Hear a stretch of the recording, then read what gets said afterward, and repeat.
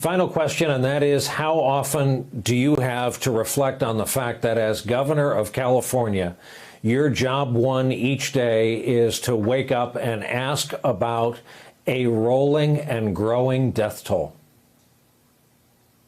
Yeah, look, it's the most heartbreaking. Every time we put out the numbers, I say these aren't numbers. It's not a statistic.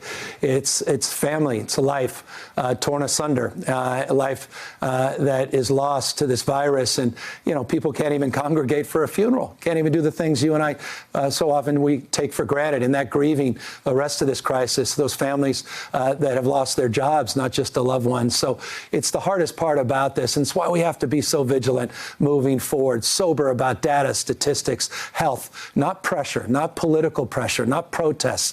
We'll be driven as it relates to the modification of our stay-at-home orders by those death tolls, by those families and the lives lost, and those we can save by practicing physical distancing, not going out in droves to the beaches, not assuming that this virus is taking the weekend off or somehow is in remission. It's still as virulent as it's ever been. The reason we've not seen the kind of transmission and we've suppressed it is because of our good behavior. So let's not run the 90-yard dash. Let's continue to do what we've done, and let's make the modifications led always by health and data, not ideological, open argument, interested in evidence.